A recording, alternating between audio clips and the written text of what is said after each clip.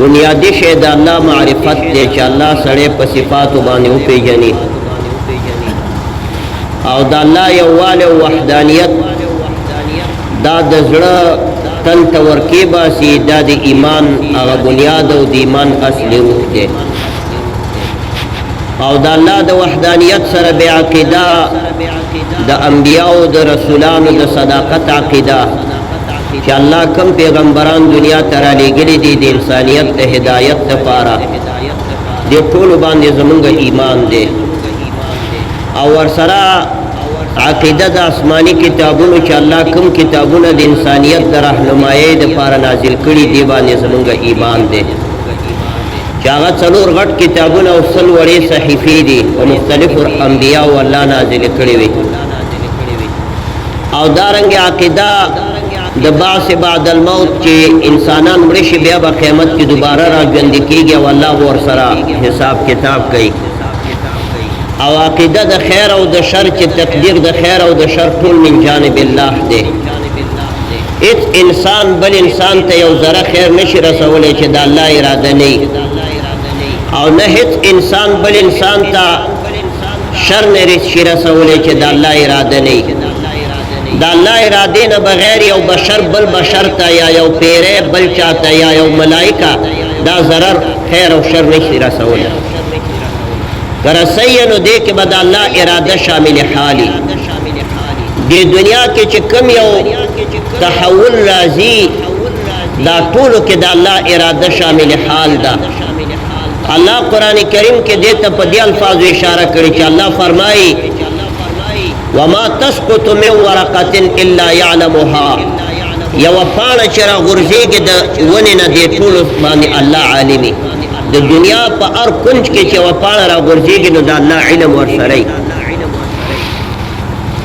ولا حبة في ظلمات الأرض ولا رطب ولا يابس إلا في كتاب مبين. الله وی یو دانا چې دیقان د ځمکې په تیارو کې دننه ډوبه کړي، د تمامې نړۍ په ځمکه کې چې څومره دانې په دې خاورو کې لاندې پرتې دي دې ټول د الله په علم کې دي. دا ټول د الله علم په دې باندې حاوي دی او د الله علم په محیط دی. یو شی د الله د علم نه خارج نه دی. نو انسان ته فایده او ضرر د الله د ارادې نه بغیر نشي څوک رسولی. د والقدر خیره و شره هم دا معنا ده. د تمام نړۍ انسانان که راجمع شي او یو انسان ته فایده رسوي خو چې الله ورته فایده نه لیکلي څوک به ورته فایده ونه رسي. تاسو داسې انسانان ولیدو چې د تمام نړۍ 50 یا 60 ملکونه راجمع شو چې دې ته عزت ورکړو خو چې الله ذلیله کړی او ذلیله لاړه ذلیله وتښتېد د دې خاورې نه په خپله م ولیده. اوس به څه د پیغمبرانو قصې درته کوم. په دغه 3 کاله کې افغانستان کې ولیده چې 450 ملکونه شاله قوت کې ولاړو چې دې له عزت ورکړو خو هغه الله ذلیله کړ. عزت خو یې ورنه کړو که ځکه د الله په تقدیر کې هغه عزتمن نه و. هغوی د الله د دین سره مقابله راغستې و الله ذلیله کړ. او یو بل څوک دی چې دوی غوښته چې موږ یې ذلیله کړو هغه الله عزتمن کړ. دا الله دی خلقو تخی.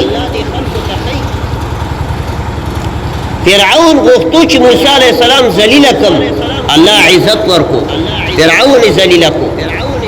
الله رب العزت قرآن پاک کې متعدد مواضعو کې ویلي چې فرعون مې په دریب باندې ډوب کړو. نو یو انسان چې سره د ټول لښکر نه دریب کې غوپه کې نو ذلیله شو که نه. فغشیهم من الیم ما غشیهم. الله وایي داسې مې ډوب کړو چې څه مې درته وایم چې د هغې تعبیر نشي کېدلی چې څه رقم مې ډوب.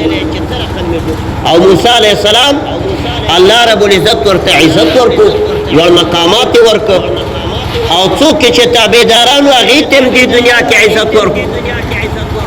ولقد نجینا بني اسرائیل من العذاب المهین. الله وی ما نجات ورکو بني اسرائیلو ته د موسی علیه السلام امتیانو ته د عذاب مهین من فرعون انه کان عالیا من المسرفین. یو قرت کې داسې راغلی دی من فرعون په ځای من فرعونو داسې هم راغلی. ولقد نجینا بني اسرائیل من العذاب المهین من فرعونو. دا اصله پته د فرعون څوک و الله وی تاسې پیژنئ دا څه رقم سړی و انه کان عالیا من المسرفین دی اوچتو کبرجنو متکبرو او د حد نه تېر شوی و والله په دریب باندې وغوپک الله ذلیله د لوی قوت او د لوی بادشاهي سره الله ذلیله قارون سره پیسې وي قارون سره دولتونه او دومره پیسې وي چې د هغې کنجګانې به یې را جمع کړې نو یو شپږ کسانو به نه شوی جګولی خزانو له چې کوم کلپونه اچولي وو او د هغې کومې کنجګانې وې دغه کنجګانې به داسې پرتې وي قارون به راشئ چې لسته کسان به راله دا کنجګانې به یې نه شوی جګولی ته فکر کوه دا به څومره خزانې وي والله دا هغه لوی دولت سره ذلیله الله وی ما ډېرې پیسې ورکړې وې ان قارون کان من قوم موسی فبغى عليهم بشک قارون د موسی علیه السلام د قوم نو خو ظلم یې وکړو د مؤمنانو سره وآتیناه من الکنوز ما ان مفاتحه لتنوء بالعصبة اولي القوة ما دومره خزانې ورکړې وې چې د هغې کنجګانې به یې لویې ډلې جګولې